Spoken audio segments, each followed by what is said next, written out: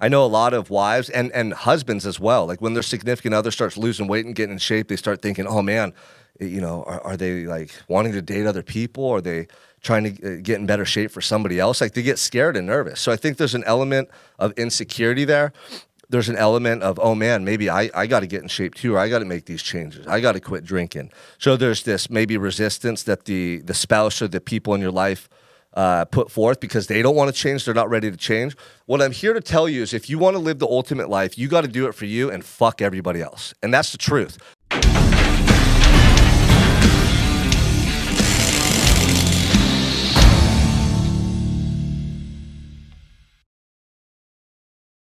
Welcome back to another episode of the Unstoppable Mindset Podcast.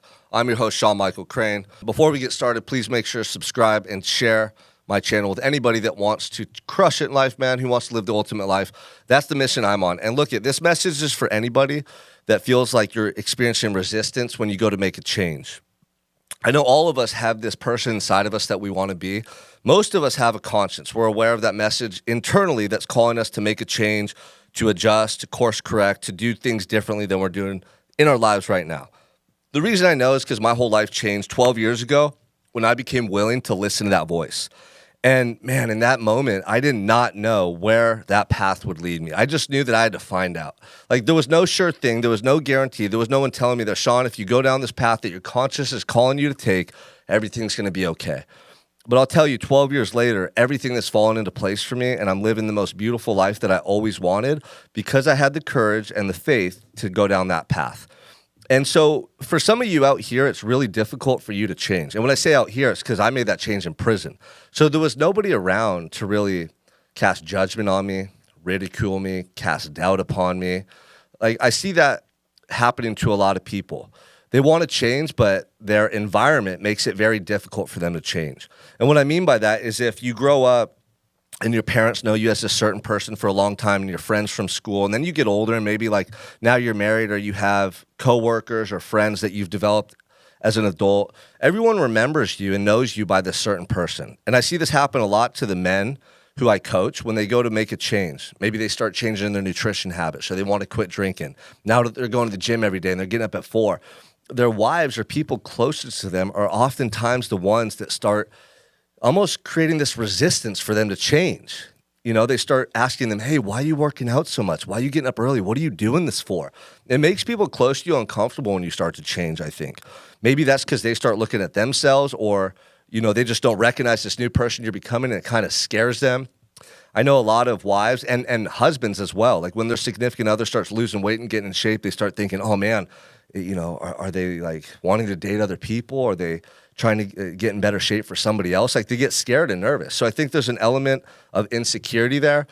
There's an element of, oh man, maybe I got to get in shape too, or I got to make these changes. I got to quit drinking. So there's this maybe resistance that the spouse or the people in your life put forth because they don't want to change. They're not ready to change.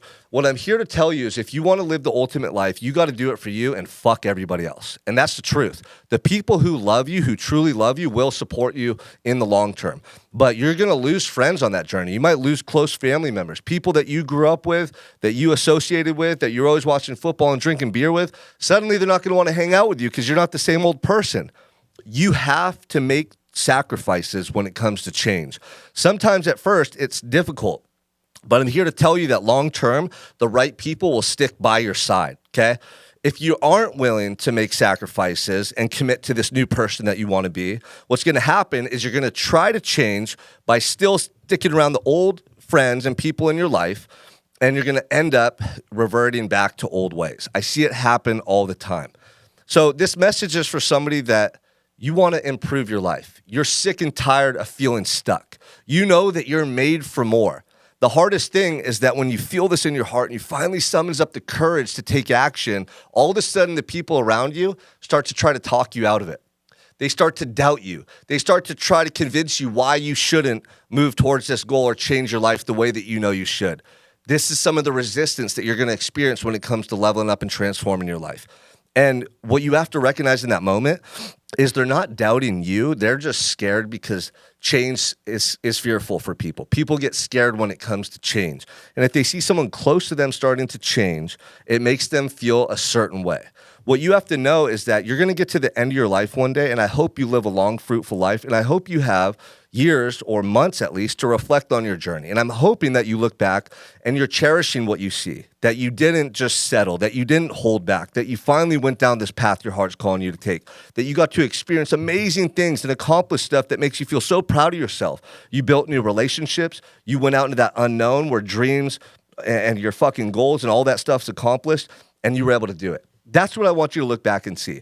But on the flip side of the coin, if you let people close to you talk you out of it, if you let their doubt and their insecurity bleed over into your beliefs and it thwarts your potential and your momentum and your progress, and you settle and you listen to them and you want to fit in and you won't let them go and you won't sacrifice relationships to get to where you want to go and you don't go for it, you know what you're going to see when you look back? You're going to start to go, oh my gosh, man, I didn't go after my goals and my dreams because of how it made so-and-so feel, because at first they were nervous, they were scared, they didn't want me to change. Like, you're going to see at the end of your life, man, the only thing that you have left is that truth in your heart about what you did while you were here and how you lived.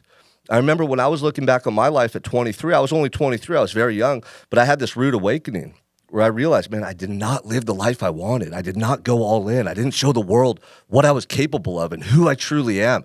And that feeling ate alive at me. And all the people that I was worried about leaving, family members, my dad, my brother, my siblings, my friends, my cousins, like all the people that were so comfortable with growing up, my uncle, like it wasn't like I was going to leave them forever, but I was scared to be my own person because it didn't fit in with who they were and what they were doing, So rather than go after my dreams and goals, it was easier for me to fit in, even if it was in a toxic world that I was living in.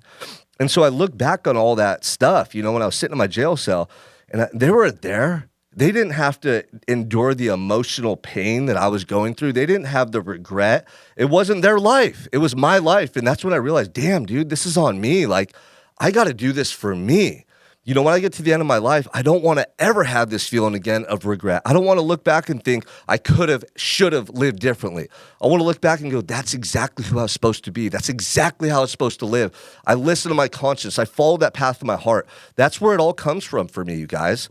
So for those of you that struggle to make a change and you're letting your wife, your friends, siblings, cousins, coworkers, people in your life talk you out of it, there's going to come a day down the road where you look back and you're going to be alone and you're going to be in pain and you're going to feel distraught over your decisions and you're going to realize, damn, this isn't the path that I wanted to take. And you're going to think it's so stupid and trivial that you let other people talk you out of your goals and your dreams, because you're going to recognize in that moment, God put that feeling on your heart for a reason. That's your blueprint and your path in this life.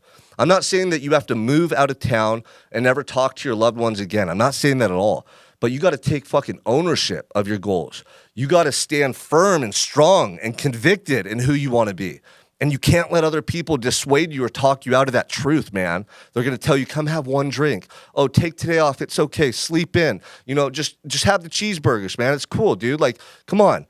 You're not a monk, right? They're going to say all these things. But the truth is, that you have to be all in. You have that feeling inside of you that if you do give into that drink, you do give into that temptation, you're going to have regret, because anytime you have regret, it's because you went against the truth in your heart about who you should be. You'll never have regret if you're doing what your conscience is calling you to do with maximum effort. You'll have the opposite of regret. You'll have love, gratitude, and inner pride by the way you're living. That's the internal state we're after right there, right? But the opposite, the shame, the embarrassment, the regret, that comes from when you do something you shouldn't have done. It's very simple and straightforward, but the craziest thing is the people closest to you are going to be the ones that try to keep you stuck. Don't get mad at them. Don't get angry. Tell them you love them, but continue on this path to a better life that you need to live.